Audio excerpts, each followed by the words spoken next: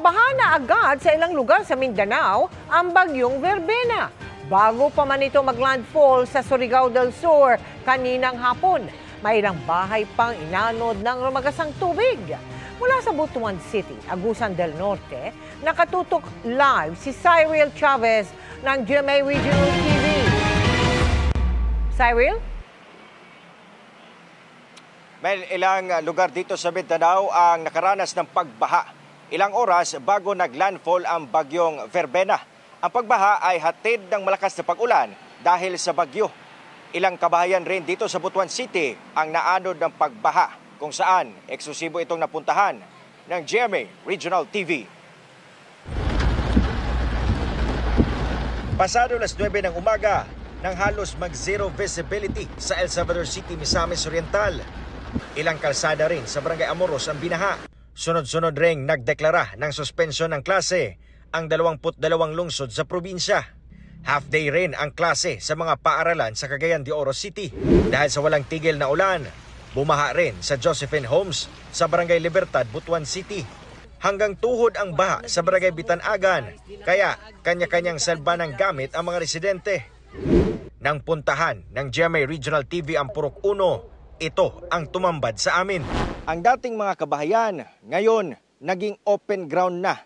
Ito'y matapos anurin ng malakas na tubig baha ang mga kabahayan rito sa Purok 1, Barangay Bitanagan sa Butuan City, nga epekto ni bagyong Verbena. Ayon sa mga residenteng nakausap natin, nasa 8 kabahayan ang naanod dahil sa pagbaha. Isa sa mga apektado ang pamilyang Awatin. Dahil sa baha, natumba ang 2 bahay nila at tindahan na ilang taong pinundar. Gidawat na lang yun ako, sir, at least na butang raman, makita raman siguro, pero pasalamat lang po ko kaya ang ako mga kadugo, walay mga kinabuhi nga nakalas. Si Efren naman, maswerteng na iligtas ng kanyang mga kapitbahay sa pagkakaanod kasama ng kanyang bahay. Nagwawalis daw siya nang biglang rumagasa ang malakas na tubig. Salamat kayo sa salamat kayo. Halag ng guba ng balay. Basta kaya ako mga bata, milyan. Okay sila, luwas sila. Ayon sa punong barangay ng Bitanagan, temporaryo nilang ilalagay sa Old Barangay Hall at Elementary School ang mga apektadong residente. Nagbigay na rin umano sila ng paunang tulong tulad ng bigas at makakain. Gihangyo sa mga bakwit nga mukuan sila banig, ngayo sila banig ba. Okay, mga anod bang ilang mga gamit. Tagahan kay naanod. So dili suro na ko ni sila pabalikon diri og balay, depende na nila ilan man ang katungod. Kung asa gyud sila mo puyo.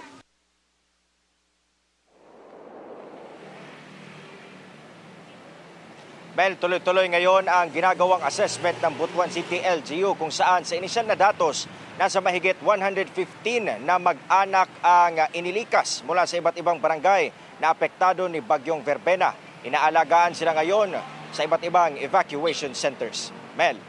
Maraming salamat sa iyo, Cyril Chavez ng GMA Regional TV.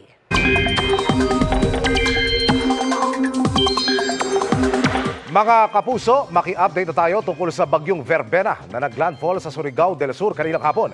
Ihatid yan ni Amor La Rosa ng GMA Integrated News Weather Center. Amor! Salamat, Emil. Mga kapuso, nakamonitor tayo sa ika-22 bagyo sa bansa ngayon 2025. Ang bagyong Verbena na patuloy ang pagkilos ngayon sa loob ng Philippine Area of Responsibility. 1:30 ng hapon kanina nang maglandfall ito pong bagyong Verbena dyan sa Bayabas, Surigao del Sur. At sa latest bulletin ng Pag-asa, huling namataan ng sentro ng bagyo sa vicinity po yan ng Habonga, Agusan del Norte. Taglay lakas ng hangin nga abot sa 45 kilometers per hour at yung pagbugso po niyan nasa 75 kilometers per hour. Kumikilos ito pa west-northwest sa bilis naman na 30 kilometers per hour. Ayon po sa Pag-asa, matapos dumaan sa Caraga region, sunod naman tutumbukin at dadaanan itong bagyo. Itong Visayas, maaaring dito po sa Bohol, Cebu, Negros Island region or Western Visayas at pati na rin po ang northern portion ng Palawan. Mula po yan ngayong gabi hanggang bukas. At Miyerkules, posibleng nasa may West Philippine Sea na po yan at maaaring makalabas na ng ng Philippine Area of Responsibility pagsapit ng Huwebes. Pero mga kapuso, pwede pang magbago ang pagkilos itong bagyo, kaya mag-monitor lang po ng updates. Sa ngayon, nakataas ang wind signal number 1 sa Occidental Mindoro, Oriental Mindoro, Romblon, northern at central portions ng Palawan kasama ang Calamian Islands, Cuyo Islands at pati na rin ang Cagayan Silio Islands. Ganun din dito sa mainland Masbate. Sa Visayas, wind signal number 1 din po ang nakataas sa Antique, Aklan, Capiz, Iloilo, Guimaras, Negros Occidental, Negros Oriental at pati na rin dito sa bahagi ng Siquijor. Kasama rin po dyan ang Cebu, Bohol, Samar, Eastern Samar, Biliran, Leyte at pati na rin ang Southern Leyte. Sa Mindanao naman, may nakataas din pong wind signal number 1 dyan sa Dinagat Islands, Surigao del Norte, Surigao del Sur, Agusan del Norte, Agusan del Sur, Camiguin, Misamis Oriental, northern portion ng Bukidnon, ganun din po dito sa northern portion ng Misamis Occidental at gayon din dito sa northern portion ng Zamboanga del Norte. Sa satellite image mga kapuso ay kitang-kita po kung gaano kalawak yung mga kaulapan na daladala nitong bagyong Verbena. Pero bukod po dyan, makakaapekto rin dito sa ating bansa yung shear line at pati na rin itong hanging amihan o northeast monsoon. Base po sa datos ng Metro Weather, umaga pa lang bukas mataas na ang tsansa ng mga pag-ulan dito sa Northern Luzon kasama po ang Cagayan Valley at Cordillera. Inaasahan din po natin posibleng ulanin ang ilang bahagi ng Central Luzon, Calabarzon, Mimaropa at pati na rin ang Bicol Region. Ganyan din po inaasahan nating panahon dito sa halos buong Visayas at mga kapuso, matitinding ulan po ang dapat paghandaan, kabilang yung mga lugar na inulan at binaharin noong dumaan ang bagyong Tino. May mga pag-ulan din sa Mindanao, lalo na po sa Sulu Archipelago, ganoon din sa may Zamboanga Peninsula, Barm at Socsargen. Magtutuloy-tuloy po ang maulang panahon hanggang sa hapon at pati na rin po sa gabi at may heavy to intense pa rin na mga pag-ulan sa halos buong Luzon at pati na rin dito sa Visayas. Malaki po yung banta ng baha o landslide kaya patuloy na maging alerto.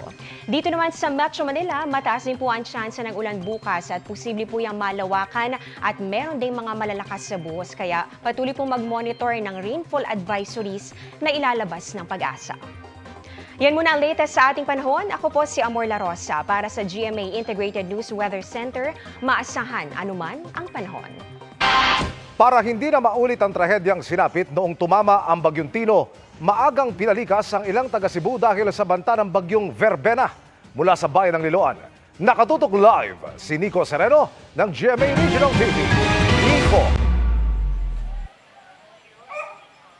Emil, nagsagawa na nga ng mga preemptive evacuation ng iba't ibang mga LGUs at mga barangay dito sa Cebu bilang paghanda sa posibleng epekto ng bagyong Verbena. Madaling araw pa lang kanina nang bumuhos ang malakas na ulan at hangin sa Giwan Eastern Samar dahil sa bagyong Verbena. Ang LGU mahigpit na binabantayan ang coastal barangays. Nagsagawa rin ng pre-disaster assessment emergency meeting ang Catbalogan City dahil sa malakas na ulang naranasan kanina pang pasado 1:00 ng hapon.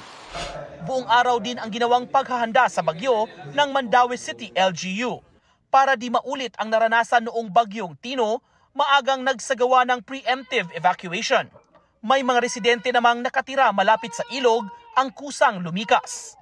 Akong gikuyawan, ako rin pamilya. Oo. Luwas butang na ako sa luwas nga kon ba. Palag. Ako rin magkuhan ito ng mga gamit dito. Magpabilin lang ka dito rong gabi ana. Tinanaw sila. Mag-preemptive na lang kita.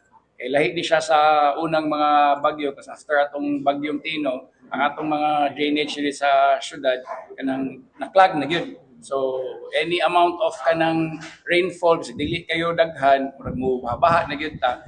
Maaga ring pinalikas ang ilang taga Cebu City.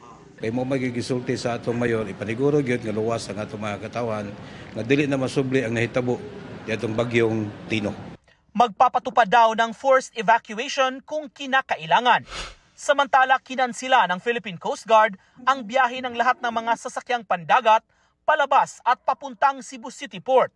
Sa record sa PCG District Central Visayas, may 482 na mga pasahero ang stranded matapos hindi pinayagang makabiyahe ang 48 vessels at 105 rolling cargos.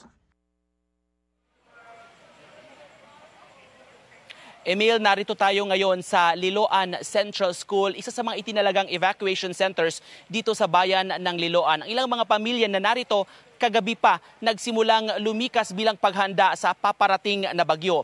Mahigit sa 800 individual ang narito, karamihan ay mula sa Barangay Kotkot na isa sa grabeng naapektuhan ng bagyong Tino nang umapaw ang Kotkot River. Emil? Maraming salamat, Nico Sereno ng GMA Regional TV.